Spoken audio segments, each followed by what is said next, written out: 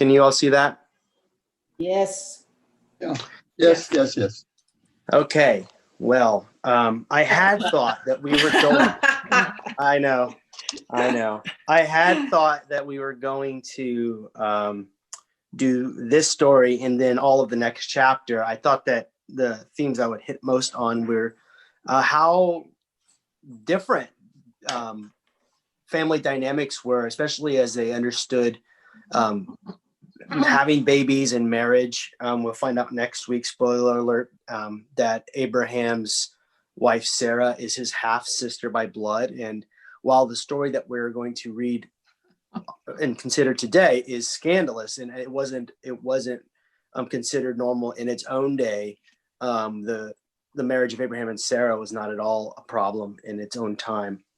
So I thought we were going to talk about those things, and I guess I assumed that the story of Lot and his daughters was a sort of throwaway story, one of those odd stories that we've touched on, like the Nephilim back in early Genesis, or one of those stories, Melchizedek, that you kind of have to squeeze for meaning.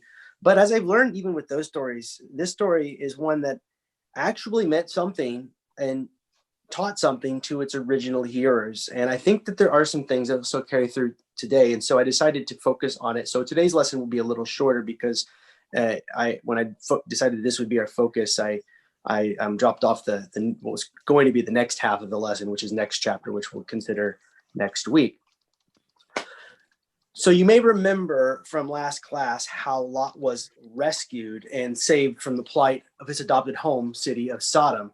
He was encouraged by divine persons to, quote unquote, head for the hills, verse 19 of chapter 19.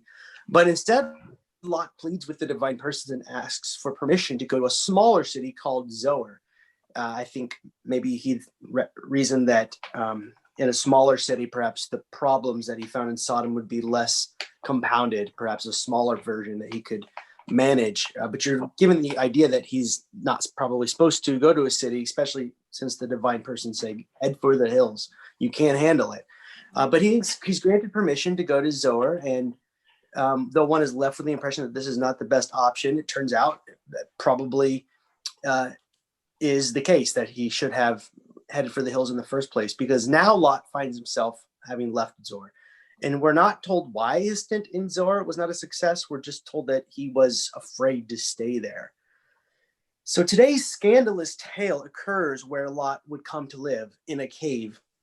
In fact, today's story marks the final chapter in Lot's story as far as the Bible is concerned. It's an inglorious exit to a man who had received so many chances and then second chances.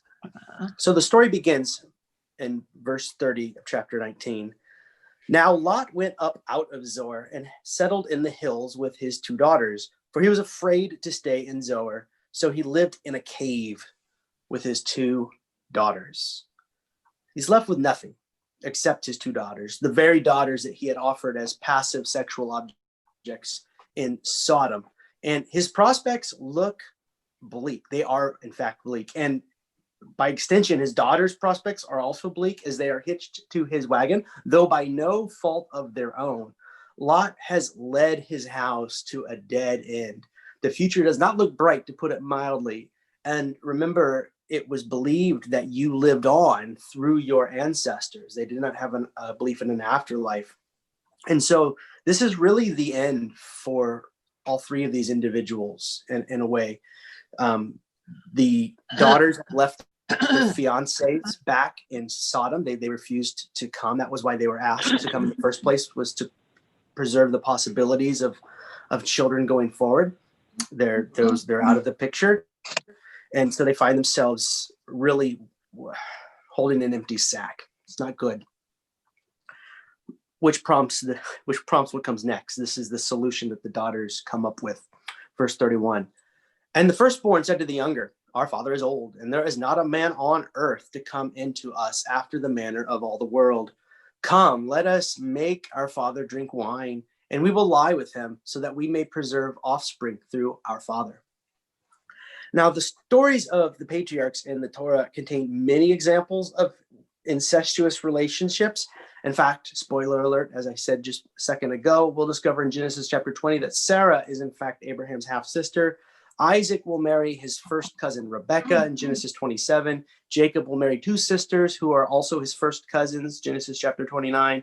And while marriages between first cousins abound and seem to have been perfectly acceptable in the early days of Israel's history, this is the only example of incest between a father and his very own flesh and blood daughter. And I can find no evidence that what we read in this story was ever considered an acceptable cultural practice. In fact, I think the fact that they need to get their father drunk with wine is a giveaway. It obviously wasn't something that he would have been willing to do. So this is bad stuff. This is not something that you can culturally contextualize and make it normal or appropriate or the ideal way forward. Although when I was thinking about the cousins and how it's illegal in most states, I think in all states maybe, to marry your first cousin, that is itself a fairly recent development in the history of the United States. So I guess we haven't really come as far along in that regard as we had thought. But this story, what's in this story, make no bones about it, is abnormal and the only story like it in the Bible. It goes on. Before I move on, actually, I call your attention to this picture. This is an historically accurate rendering. This is exactly what it would have looked like. I'm kidding.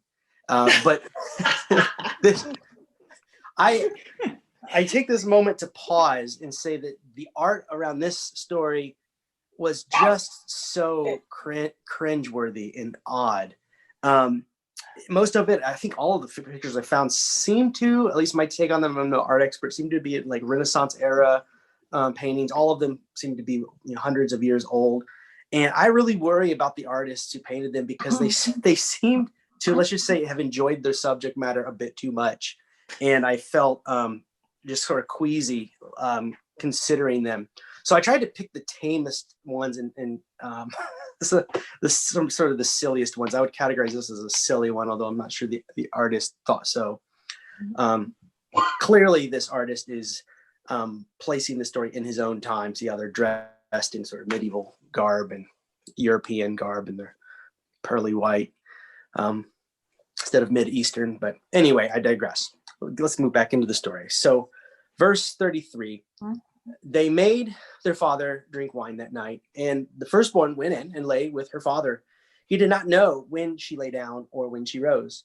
On the next day, the firstborn said to the younger, "Look, I lay last night with my father. Let us make him drink wine tonight also. Then you go in and lie with him, so that we may preserve offspring through our father." And there it is. That is the motive here. And it's a very understandable desire, because remember, this is how they live on, and they're at a dead end. So that's why they do it. Verse 35, so they made their father drink wine that night also, and the younger rose and lay with him, and he did not know when she lay down or when she rose. So this story pulls the reader in many different directions. On one hand, we have this seduction of a father by his daughters. He is rendered a passive participant by way of being made drunk. Although I got to say, in succumbing to this inundation of wine, he showed very little self-control. I mean, he could have said, "No thanks," and let us, I mean, I guess if my kids just started pouring me wine, I would be like, what, why? I would think it was a very odd thing that they were doing, especially at their age. But, I could say they were older. It's sort of strange, and let alone letting it happen 2 nights in a row. And let us not paint over the fact that this happens twice consecutive nights, and Lot, at the very least, exhibits a very poor self-control. In fact, he comes off as hapless and somewhat of a dupe.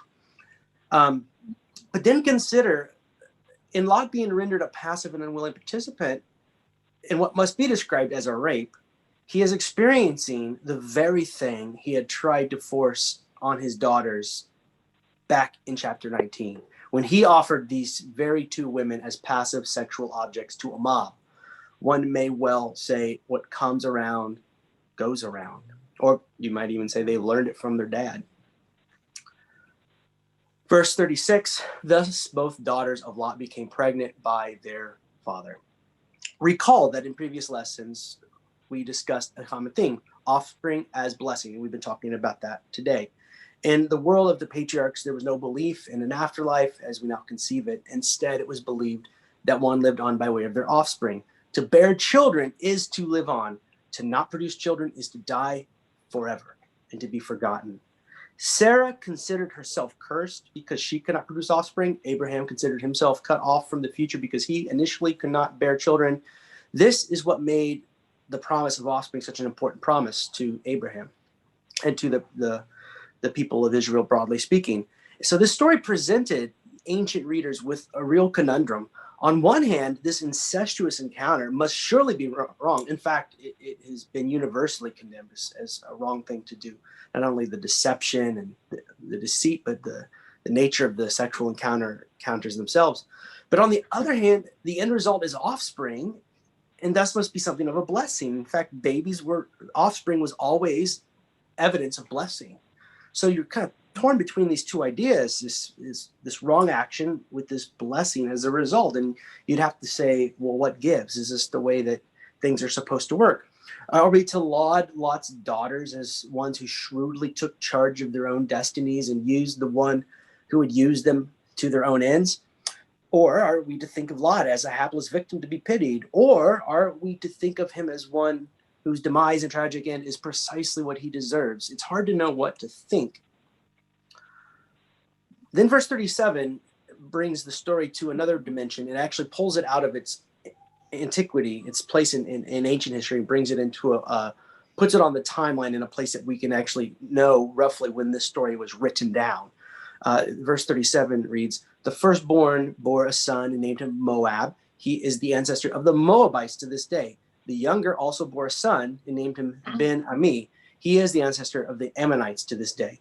So Hybert would write, the phrases today's Moabites and today's Ammonites show that this story was written during the Israelite monarchy, when these peoples already existed. The writer connects the birth of their ancestors with the territory, the mountains east of the Dead Sea, where the Moabites and the Ammonites actually lived. So this places the pinning of this story, where they were aware of these tribes in the monarchic period, King David, King Solomon, Rehoboam, and places it around 1047 to 930 BCE.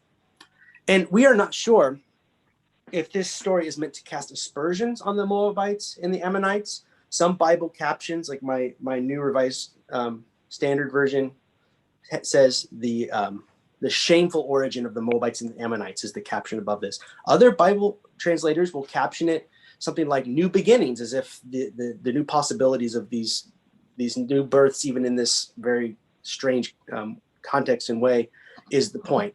We're not sure if the ancient readers were meant to see in this story reasons to hate the Moabites and the Ammonites or else. And I actually think, and I'm going to make the case that it's a little bit of both. For one thing, it's not uncommon for groups to cultivate unflattering origin stories of their enemies, and an origin story beginning in incest must surely be considered in an unflattering light. But Hybert writes, the narrative describes these two neighbors of Israel in ambiguous terms. On one hand, the Moabite and Ammonites are close relatives of Abraham and his descendants. They are children of Abraham's nephew Lot. Thus, they deserve special respect. On the other hand, they derive from questionable beginnings, the incestuous union of Lot and his daughters. Such narratives were an effective way of describing both the bonds and the tensions between Israel and his neighbors during the Israelite monarchy. So it's not clear-cut, it's messy. And it gets still more complicated the more we consider the results of these strange and tragic unions. Remember, offspring are a sign of God's blessing. So by that logic, God has cultivated blessing in the midst of tragedy and dysfunction. This has led some interpreters to see this story as a new beginning. Fratham writes, Lot's daughters take the initiative to continue the family line, a larger narrative theme. Westerman speaks of acts of revolt against prevailing standards of morality and customs for the laudable goals of life and family well-being. Now, here's me talking. I don't think I'd go that far. I wouldn't say that their initiative was laudable, as this scholar Westerman would say. I wouldn't go that far, but one must acknowledge that the situation Lot's daughters found themselves in was dire, and for no fault of their own. Given the precarious situation, writes Fratham, given the precarious situation into which their father had led them, their options had narrowed to a single one. Hence, no negative judgment on them seems to be in order. And I think I could sign off on that. They had been they'd been raised in an atmosphere with a father who would offer them as sexual objects in the place that they had just called home. Their father's ways had led to a dead end. And with the belief that offspring is the only way they live on, you can understand why they did what they did without having to say that you're comfortable with it or think it was by and large a good idea. And I do not. As for those who would like this story to serve as an unflattering origin story about the beginnings of the Moabites and the Ammonites, that these tribes that would arrive centuries later, things are not that simple. True Israel would often find themselves at odds with these two neighboring tribes, but these two peoples would intersect with Israel's history in important and significant ways. For example, Rehoboam, Solomon's successor and son, and David's grandson, was the son of an Ammonite. So you have these two histories intersecting. And you have a king who is seen by and large as a pretty okay king in the history of Israel, who was the son of this, generations down the line, an ancestor of this unholy union. But it even gets more directly related to even us, we Christians. Fritham writes, the reference to the Moabites and Ammonites in verses 37 and 38 may attest that these peoples were rarely on friendly terms with later Israel, yet Ruth was a Moabite, making this son of Lot's daughter an ancestor of both David and Jesus. The Messianic line has one of its roots in this initiative by Lot's daughter. Even out of the worst of family situations, God can bring goodness, life, and blessing to the world. And so through the history, even the birth of Jesus would not have been made possible without this story. And it's hard to place it in history. But according to the genealogies of Israel, then you wouldn't have David and by extension, Jesus. So some takeaways. What are we to make of this? Why even consider it today? And here's what I think. Is this a good story or a bad story? Is this a story that calls for harsh judgment and criticism, or a story that describes the actions or morality of upright people? And here we see the problem with questions that force us into such dichotomies. Very rarely, if ever, are things so obvious. The good guys are never absolutely good, and we are usually able to contextualize and humanize even the villains of our stories. Just as Israel's history with the Moabites and the Ammonites would be complex, so should our reaction to the actions of Lot's daughters. Consider their histories. They have been recently offered as passive sexual objects to a mob by their father. Now they find themselves in a cave with their father, alone and with no prospects for a future. Also, consider that they have been taught that their sole purpose and source of value lies in their ability to produce offspring. These things considered, they are behaving logically within their own framework. They are creating possibilities for themselves in spite of numerous dead ends. But still, surely this situation and their actions are not ideal, and I'm putting it very mildly. And when I step back from this story and see it in its broader context, I'm reminded of just how unjust and unfair things were for women, slaves, and every underclass in those days. Recall how Sarah used Hagar as a baby receptacle against her will. These stories highlight the ways rigid patriarchal systems not only oppress women, but co-opt women to participate in oppression themselves. Sarah prostitutes her slave Hagar. Lot's daughters rape their father. Taken alone, these are terrible actions, but in their context almost seem inevitable. I'm glad women are more liberated today than in the past, though there is still work to be done. And to conclude, an extended quote from the New Interpreter's Bible Commentary, which I took a picture of instead of typing because I was getting lazy. The positive note in verses 30 through 38 entails an understanding of a God who works for good in the midst of great evil. The decision of Lot's daughters correlates to their father's earlier abuse of them. A father who would offer them to the entire male population of a town for the purpose of sexual services could hardly have had an appropriate relationship with them, no matter how patriarchal the family structures may have been. Their fathers showed them the way, as have abusive fathers over the centuries.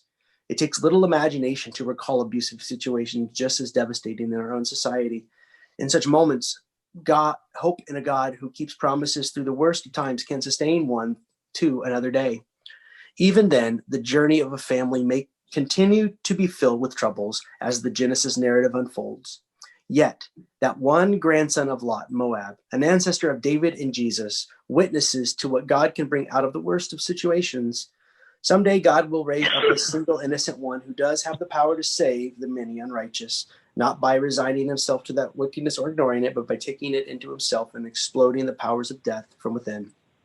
In other words, my paraphrase, God cultivates life in spite of it all. Even though humanity is a mess, God creates blessing and provides paths to restoration and redemption, which is my takeaway from this very messy and strange story. I still hope it's clear. Don't like it that much. I this isn't a story where I said it's messy, but throughout the history of Israel, as they would understand it, it would help them explain to them the messy nature of their relationships with neighboring tribes, but also the messy history of their own family trees and lineages, and how God still found ways of leading them to life. I have a question. Sure. We know Abraham and Lot separated because they both had too much livestock, couldn't support it by the land. So we don't know what happened to Lot and his possessions that he had. It just seemed to have left. They just seem to be gone. Most artistic depictions of them leaving, actually everyone I can remember, artistic depictions of him leaving Sodom are with him and the clothes on his back and his two daughters, and then his wife who turns into a pillar of salt. And sometimes they include the divine messengers in those pictures. I think we're meant to believe that he's just lost it all when he had to leave Sodom in haste. I suppose it all could have been destroyed with the destruction of Sodom and Gomorrah. Well, when you're leaving overnight in a hurry, or in the morning after a long night in a hurry, it's sort of, if you're sort of hard to Round up the cows. Yeah, round up the cows and the. Yeah. Okay.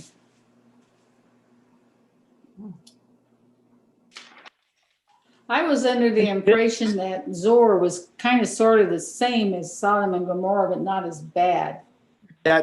That's kind of the impression I got from less than 2 weeks ago. He says it's a smaller city. That's what Lot's rationale was. He says it's smaller, but the divine messengers really wanted them to get away from all of it. Head for the hills. Head for the hills, and ended up in the hills after all. Yeah. And one thing I should have noted too was Lot's daughters seem to be under the impression that there are no more people. They're all gone. So there's no men on earth. Yeah. Which is not true. That there is no man around here to lie with us. But where did As the wine it is- come from? Yeah. Well, see, it's a story. That's the thing. Yeah, it's a story. It's a thing. It's like the question of how did they cook the cow that came up 3 weeks ago, right? Yeah. It's like those details you could fixate on, and it's a story, and it was put down, written down hundreds of years after these things were supposed to have happened, and I actually think that the primary function of this story for the original hearers of the story is to give an origin story to the neighboring tribes. Yeah, And- because my next question is, if there's nobody around, then how did their offspring get married and have more children? Just like the origin stories of our own humanity, where you have Adam and Eve, and then they have children, and then all of a sudden they're having cities. Okay.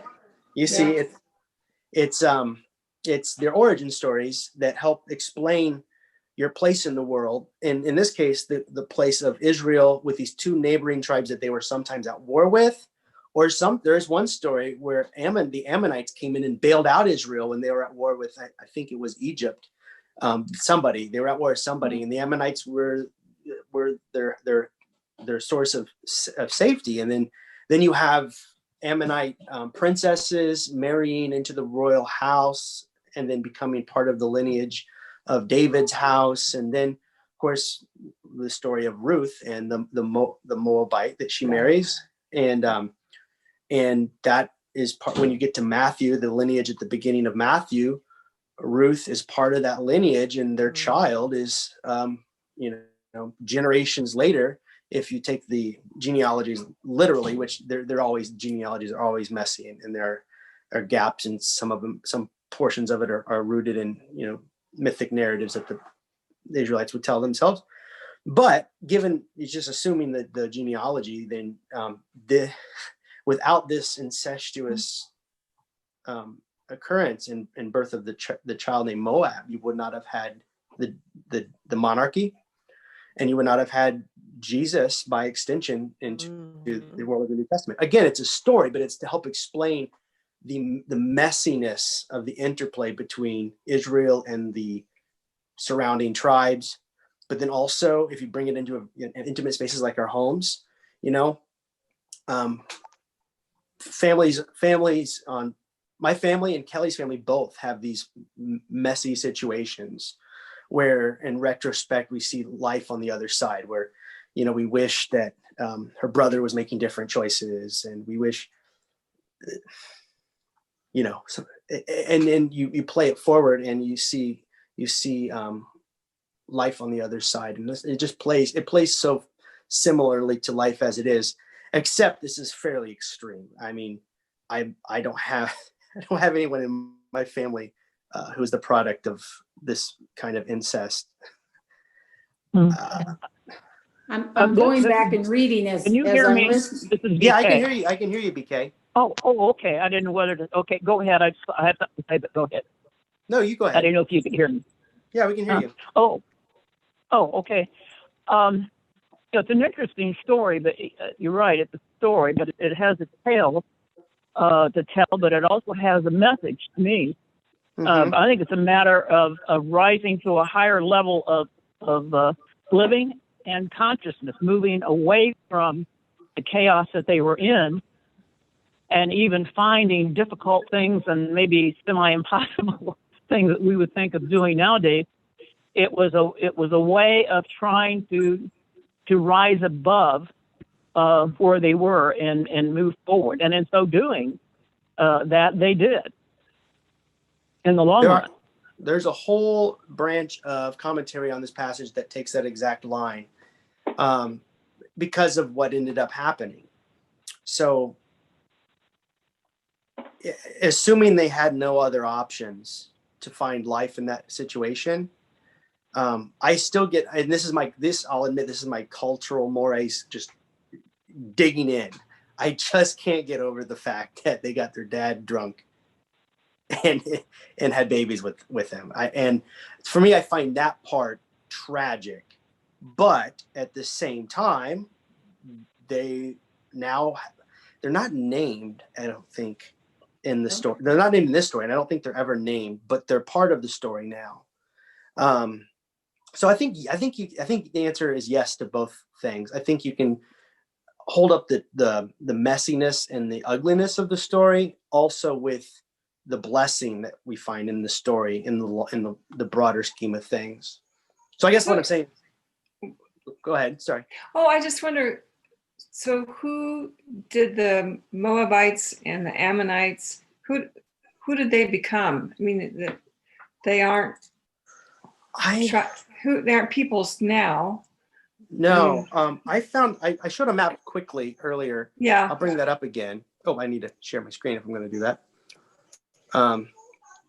But I found, and I did not do a lot of, I didn't do very much at all, actually, research into that question. I maybe should have, but I did see pictures of Ammonite and Moabite archaeological digs of temples and places like that. Mm-hmm. And so they were a distinctive tribe. And here's where they would be directly to the west, and East. then also the To the east. Yeah, east. sorry, to the east, and then northeast of Israel and Judah. So I don't know who they would become in the broader scheme of things. Okay. I would, you know what I would suspect actually. I actually think this is probably true. They were probably subsumed into the when Assyria and Babylon and all of those empires would invade this whole region, they didn't just go after Israel and Judah. They swept them all up. So I'd imagine they became part of those empires. I would guess. You know what? I have a chart that has, I think this is very answer. Let me grab that. So Heath, while you're grabbing that, I just happened to see this about Zor, that it says, and he was afraid to stay. Mm-hmm. So whatever reason, maybe it was like the other Sodom and Gomorrah, and he was afraid it'd get zapped too. So Well, and the way they treated him ultimately in Sodom, he was a stranger. I mean, they turned on him. They were going to turn on him eventually. yeah, I know, but didn't it say at the beginning he was at the gate? And it's my understanding when somebody's at the gate, they have a higher ranking in the city. Prestige. Sit at the gate to make judgments and to see who's coming in and out. It's where the elders would sit to make judgments in cities. So to answer your question, I don't know if you can see this. I don't know if it's backwards in yours, but it looks like Ammon fell to Assyria, but Moab did not. Okay. And then they all went down to Persia. Huh. They So all their were- cultures were just subsumed into those other cultures. I'm guessing, and the reason the Jewish culture remained something intact as a distinct unit was their religion and their faith. Okay. That's my pretty sure answer. Okay. All right. That's Well, that, about that makes sense. It wouldn't pass muster if I just threw that onto a paper and turned it into Nancy. Not without citing some sources. But I think it's correct. Well, it's a good idea to say it as a sense of evolving consciousness anyway. Well, they say a good scholar knows if it feels right, it must be. Yeah. So, I'm sorry. Not true. Well, on that note, I think I'm going to conclude our time today. Thank you. I hope you found this story as interesting as I find it. That's why we stuck with it, actually. Usually I chase down my own interest, and then you become the captive audience to what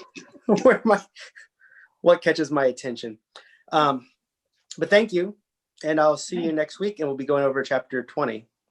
Okay, Thank you. sounds good. Bye. Take Bye, care. everyone. Take care. Thanks. Stay Bye-bye. healthy.